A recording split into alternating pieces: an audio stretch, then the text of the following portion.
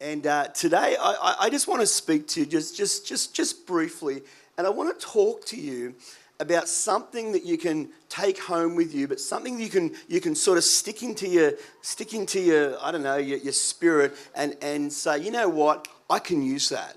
I can do this. Now, is Sammy here? Is Sammy? Sammy? Oh, she's upstairs with the kids. Sammy's been doing the Born for More.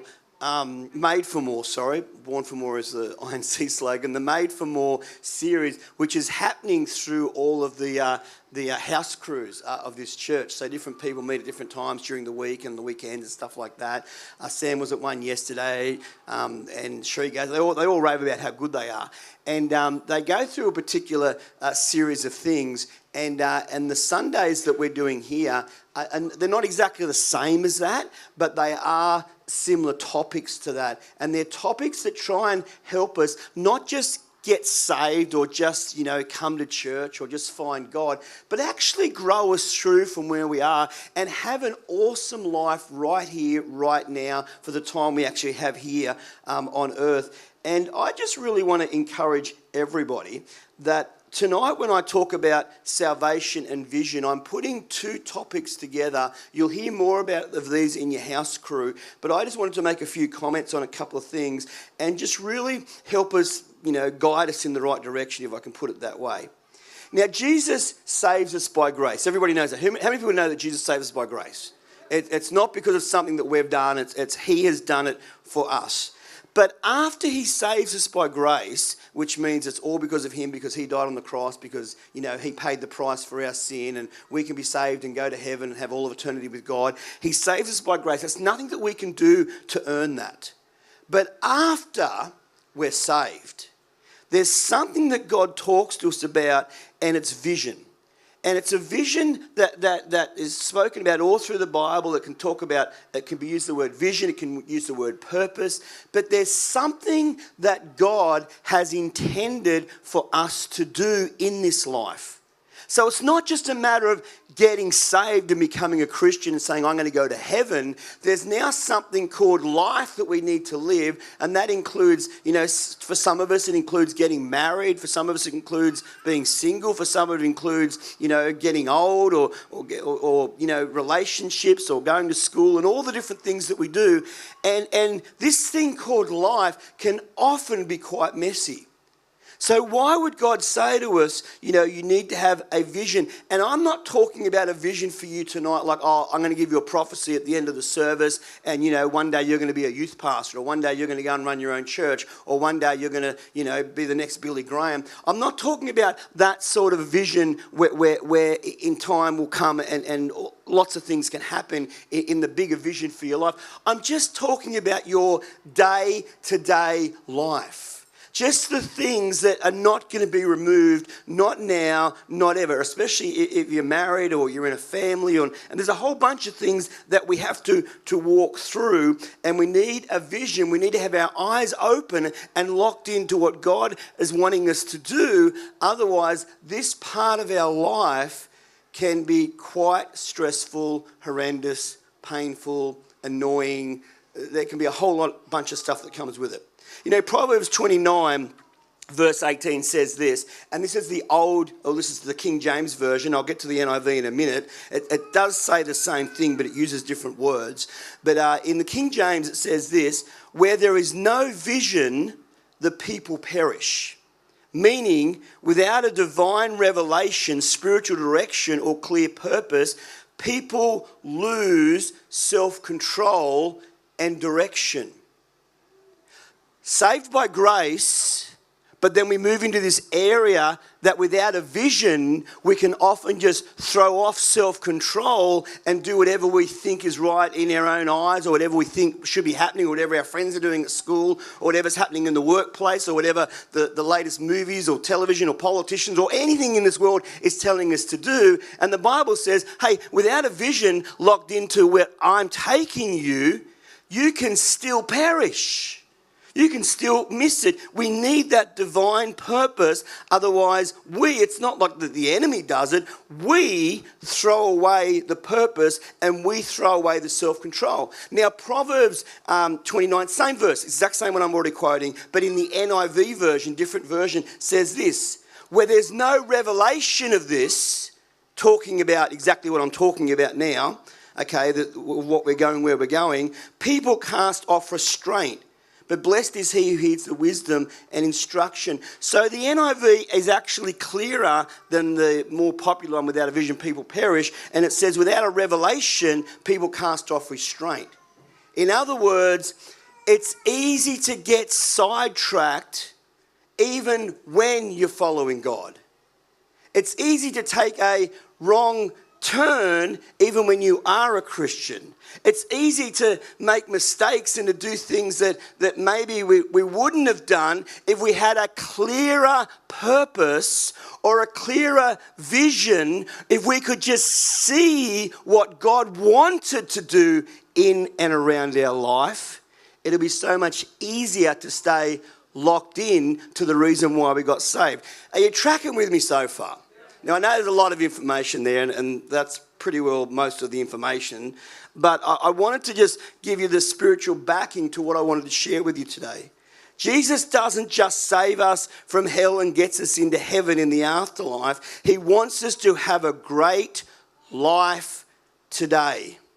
You know, Mark talks about in verse 16, chapter 16, verse 15 and 16, he says to them, go into all the world, preach the gospel to all creation. Whoever believes and is baptized will be saved. We've spoken about that.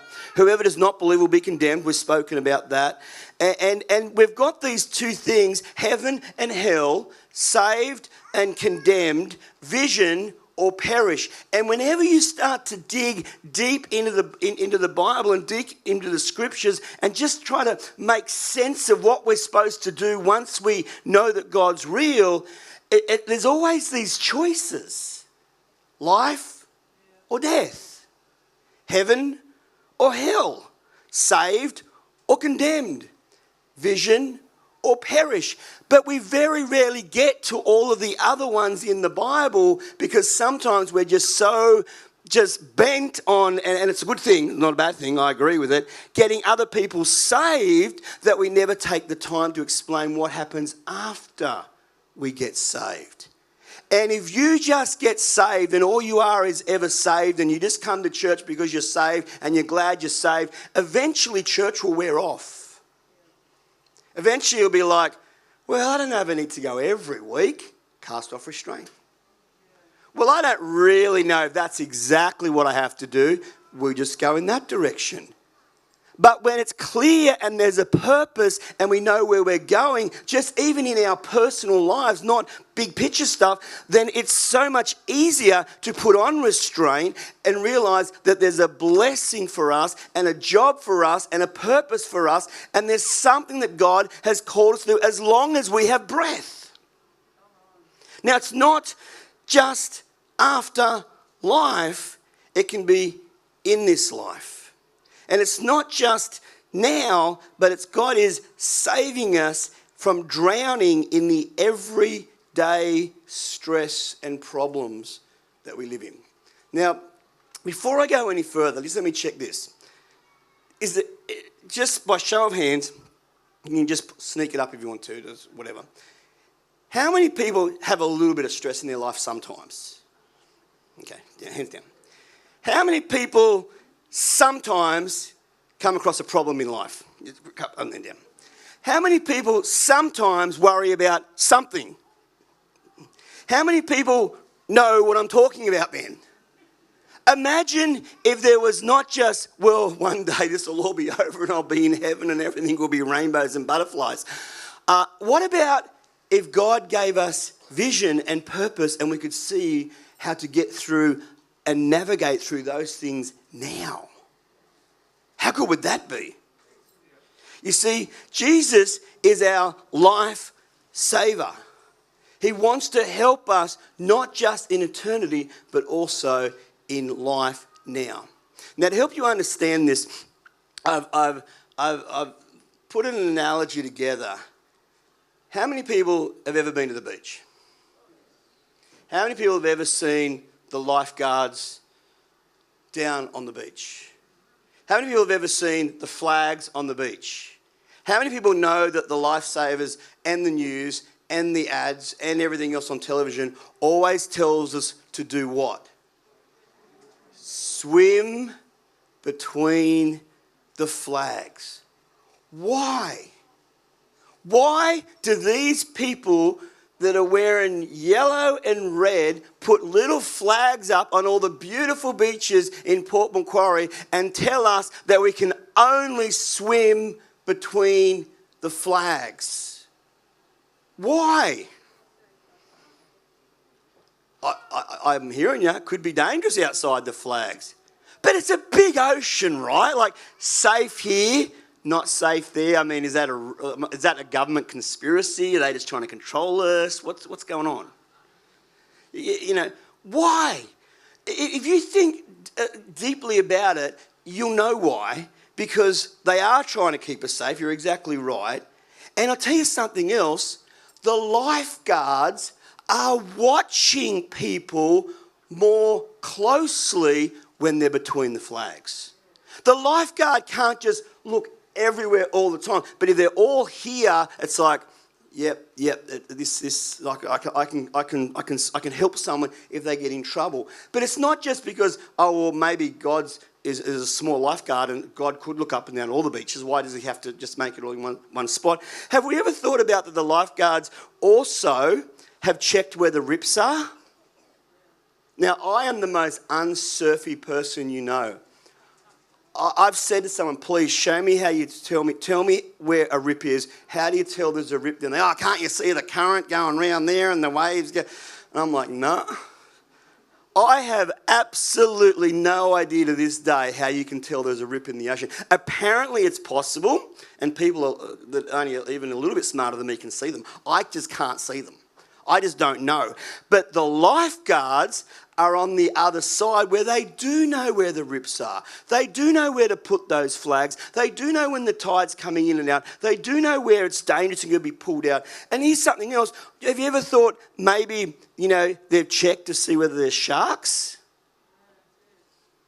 I don't know how they do that. This must be part of the rip thing. But they know. Well, they say they know. No one's ever been eaten by a shark between the flags. That's a fact in Australia. So let's just stick with that one. Now, please don't prove me wrong and come back next week and say, guess what? I was the first one. I knew you were wrong. Technically, no one yet has ever been eaten by a shark between the flags. But maybe it's because they've got drones up and they're checking. Maybe it's because got little, GPSs on them. Well, I don't know. Here's another one. Between the flags, sometimes they have jet skis. Now, that's not because our taxpayers' money or government money or the Westpac helicopter has raised money for the lifeguards to have jet skis to go. No, they're there to whip out real quick and save people. And if they don't have jet skis, they have the boards that they lie on and paddle and practice and a whole bunch of stuff. At the end of the day, my point is that it's safer to swim between the flags than just wherever you want. You're hearing me? And most people perish, or most people drown, or most people get eaten by sharks outside of the flags. People can swim anywhere, but it's safer between the flags, and it's more dangerous outside of the flags. When you cast off restraint and say, well, I don't care what those guys think, I reckon I can do whatever I want, and then sometimes we do, it's not just at the beach where that can become dangerous. It can also become real dangerous, real quick in life. And Jesus is our Saviour. And he asked us to have a vision of what we need to be looking at and where we need to be going. Life as a Christian is like that. The lifeguards patrol between the flags so you don't get in trouble, and they're always there. Whether it's your fault or not. Now think about this, because I know that some Christians go, well, you know what, some people just deserve it. Have you ever, they say that about people, they're hooked on drugs because, they just deserve it because they did this, or they've just done that, or they deserve it, or they shouldn't have done that, or that's karma. Listen, have you ever seen a lifesaver that's patrolling between the yellow flags and they look out there and they go, oh, there's no way that guy can swim, and he's splashing around in his arms. It's obvious, he's only getting one out of every second breath, and the lifeguards go, well, you know what? That's his fault. There's a clear sign here that says, do not go in the ocean unless you can swim. There's no way that guy can swim, so he's on his own. That's what they say in the lifeguard tower, right? No. Do they ever say, oh, look at this guy, he's just finished 3 Big Macs, 2 large fries and a Coke, and he's supposed to wait an hour before he swims or he's going to get a cramp, so there's no way I'm getting him. Do they? If someone gets in trouble, they're onto it. They're out there. What makes you think if a lifeguard is not judging the people that are swimming between the flags, that God is out there judging you, trying to make an excuse why you should fail? Why you should be in trouble? Why you should be stressed? Why you should perish? Why you should go down? Why you shouldn't make it? God's not up there with the lifeguards looking for reasons not to do what he promised he would do, or the lifeguards not to do what they promised. They promised to save life. They don't care whether the guy's drunk. They don't care whether he's on drugs. They don't care whether he didn't wait an hour before he ate. They don't care whether he can't swim. They just save. And they do it a really good job at it. And that's why it's good to swim between the flags. So why do we think it's so much different when we move into the church and we move into God's kingdom and we just think, oh, well, I'm saved now, I can do what I want. It'll be right. And then worry why there's so much stress and pain and all these other things that can just come around our life. If we just understand some of this stuff for our own life, it'll be better. Keep your eyes on the flags and stay between them. Keep your vision on the flags that maybe God's put up there to save yourself a lot of pain. Shark bites, death, perish, all the other things that we've talked about biblically already. These two things have got to go together. They've just got to go together. They've just got to be connected so we can understand it. A couple of weeks back, I had I just had a bad week. No, it might have been a bad fortnight. Thinking about it, I probably had a bad month.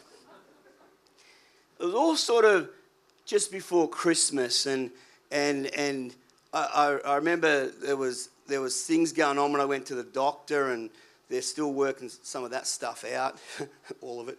And I thought, oh, that's not good. That's really bad. I'm really quite concerned that that something could go wrong here, and I might be going to heaven quicker than you think. And then there was things going on in the church that Sam was asking me to help with, really one-off random things, but they needed to be dealt with because it wasn't really the safest place it could be, and now it is. And it was all happening at the same time. And then I had trouble with my bank and the finances and some developments I was doing and the council, and the list was long and distinguished. Let's just put it that way. And it all happened all at once. And I didn't feel like I needed saving, because something was wrong or I had an issue. I literally felt like I was drowning because everywhere I looked and every door I opened and every meeting I went to and everything, whether it's personal or business or at home or at church, everything was all getting too much. You know what I'm talking about? When they pile up, anyone ever had it with not just one of those things, but it's like, 3 hands up at the same time because it all happened on the same day. It was just a little bit like that. And I'm thinking to myself, this is not good. And then God reminded me of this Bible verse, which I want to read to you today. Actually, he didn't remind me of a Bible verse. He showed me a picture in my house. And there's a picture in my house. It's one with Sheree and I are in it. And it was when we were in Israel. And we were up on the Sea of Galilee. And one of the things that we did up on the Sea of Galilee was we took one of the old fishing boat things, whatever you call them, and we took it out on it was a sunset cruise. But it was one of these old biblical boats. That's why it was there. It's a replica of one of them. And we got right in the spot where Jesus, biblically speaking, actually walked on water. Because it talks about him, preaching, and then talks about him, sending the disciples ahead, but from one city to the other. And we know the names of the cities. You won't know them, but that was the proper names of the city. And then he went and prayed, and then the disciples were going across on the boat, and the wind and the waves was hitting them, and they were getting all knocked up by that. And then the Bible says about, early in the morning near dawn, Jesus was walking on the water. You know that story? Well, we went right to that place directly between those two cities. We could see the city there, the lights of the city there, and we could see the city behind us. They're the two cities that are mentioned in the Bible. And then the boat just stops right in the middle of those 2 points geographically. And then the guy on the boat says, this is as close as we believe we can come to knowing exactly where Jesus walked on the water. So Sri gets out a camera and we take a selfie. We thought maybe Jesus could be photoshopped in there, but anyway, it didn't really work that way. There's just me and her on the boat. Take the photo. And I saw that picture on my wall because it's hung up on a canvas. And it reminded me of the story of what I just explained to you. And let me read it out to you. It says this. In Matthew 14, it says, immediately Jesus made his disciples get into the boat and go ahead of him to the other side, while he dismissed the crowd. And after he had dismissed them, he went onto the mountainside by himself and prayed. Later that night he was alone, and the boat was already a considerable distance from the land, buffeted by the water, and the wind was against it. Shortly before dawn, Jesus went out on the water, walking on the water.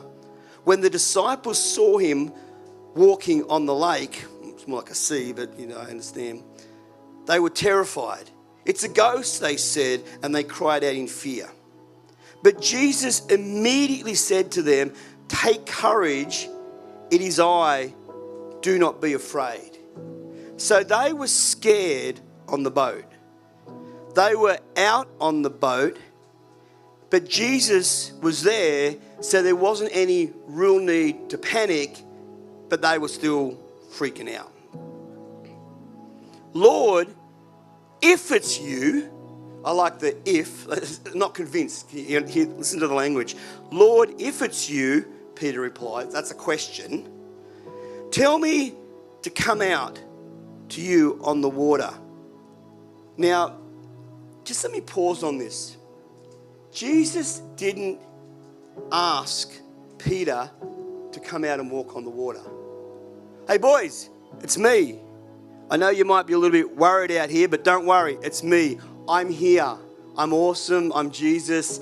Done the crowd thing, let them go. Just walking over to meet you guys over there for brekkie, but I'm here. He was just walking past, and Peter said, if it's you, call me out.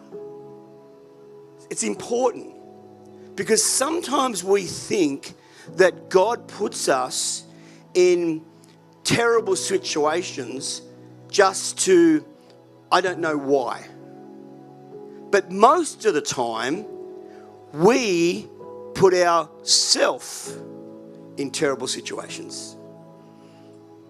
Think about it. Lord, if it's you, Peter replied, then tell me to come. Come, he said. Peter got down out of the boat, walked on the water, and came towards Jesus.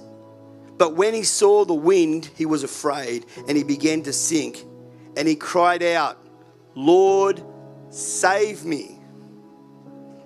Immediately Jesus reached out, caught him by his hand, and he said, oh, you of little faith. He got rebuked, so he wasn't supposed to be there. That's probably why that happened. He said, why did you doubt? Then they climbed into the boat, and the wind died down. Now, it's interesting that why was the wind there? Because the wind and the waves immediately died down when Jesus got in the boat. So why were they there in the first place? Oh, that's why Jesus put them there, to test us. But he didn't call Peter out. Peter saw the wild wind and waves and he asked, could he come out? Sometimes our eyes, our vision just sees stuff in this world and we're attracted to it and we just don't want to take any responsibility.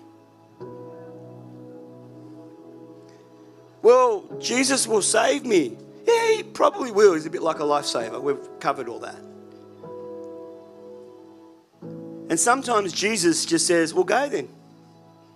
If that looks so good, if your vision is connecting with that, and that's where your vision wants to take you, and that's what you want to watch, and that's what you want to read, and that's what you want to look at, and that's what you want to do, and that's what you want to spend your time, whatever your vision is for your life, then Jesus will just let you go.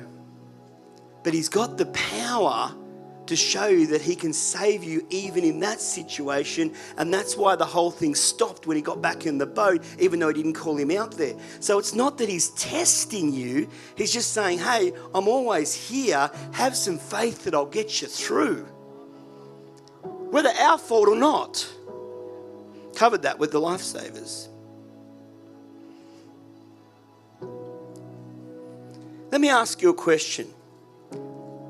Did Peter sink because he took his focus or his vision off Jesus?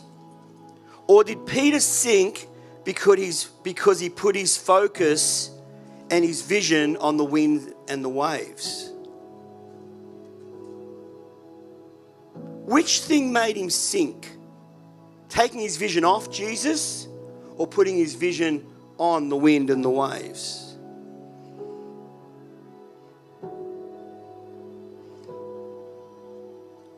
The wind and waves in our life, regardless of how we got there, what it is, are always put there to build your faith. God will use whatever to make you stronger to do what he's called you to do. Sometimes we just make bad choices, but Jesus will still come in and help us up. Whether you walked into it or whether you stumbled into it, whether it's your fault or whether it's not your fault, when you're drowning, Jesus is a lifesaver. But when you look at the wind and the waves, you sink. Not necessarily because he took his eyes off Jesus, and I'll tell you why. Because wherever you look is where you'll go. If you look at Jesus, you'll go towards Jesus. If you look at the wind and the waves, you'll go towards them and you'll sink. You know, I ride a bike, a Harley, and it's one of my hobbies that I do and I love it. And when you learn how to ride a motorbike, that's one of the first things they teach you is wherever you're looking, that's where you're going to go. So if you get on a bike and you come into a corner and all you see is the corner and the barrier coming up, guess what you're going to hit? The corner and the barrier. But if you move your head and look to where you want to go, and you look this way and you look at the corner of the road and you look, that's where I want to go, I want to get around this corner, you don't have to do much more. You look at where you want to go and the bike just follows to where you're looking at. That's why the race bikes on the track, they're flying like this along the straight, and when they get to the corner, they are like that. They're leaning right over. They're looking at how to get around this corner. They're not looking straight ahead, because if they look straight ahead, they'll go straight ahead. If they look around the corner, they'll go around the corner. Wherever you look is where you'll go. And that's why I want to encourage you tonight as we come to a close, that it's great to be saved, and there is trouble in this life. But God also talks a lot about vision, and he says, make sure you get it right, because otherwise you'll perish, you'll hit the barrier, you'll crash into the dirt, you'll stack your bike, you'll stack your life, you'll stack your marriage, because wherever you're looking is where you're going to go. If you're constantly looking at somebody else's wife, not your own, that's where you're going to go. It's not rocket science. If you're constantly looking at what everyone else is doing at school, well, they're all taking drugs, that's where you're going to go. Well, everyone else is drinking, well, that's where you're going to go. Well, everybody else is, well, that's where you're going to go. But if you keep your vision on what God's got for you and what he says he's got for your word, that's where you're going to go. And as I started to unpack that, I realized that my bad month, week, day, whatever it might have been, I thought, you know what? I'm really not going to drown. Because I'm looking at all the problems that I had, and I wasn't looking at the answer that was right in front of me. And then I look at the answer, and every problem is one at a time. They just drop off. There's still some there, but that's a continual chain of them dropping off because my focus and my vision is where I want to go. Eyes back on Jesus and you'll rise. Faith back on Jesus and you'll rise. As the band comes, because we're done, just enough time to sing a song. It's exactly the same in life. If you look at the problems, you'll sink. If you look at the stress, you'll get stress. If you focus on the worry, you will worry. But Jesus helps us. Jesus saves. Jesus asked us to get a vision. Look at the right thing. Get a vision for how we're going to get through this thing called life.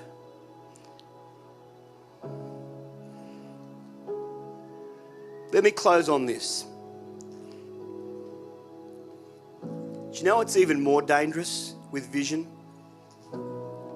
It's not whether you take your eyes or your vision off the right thing.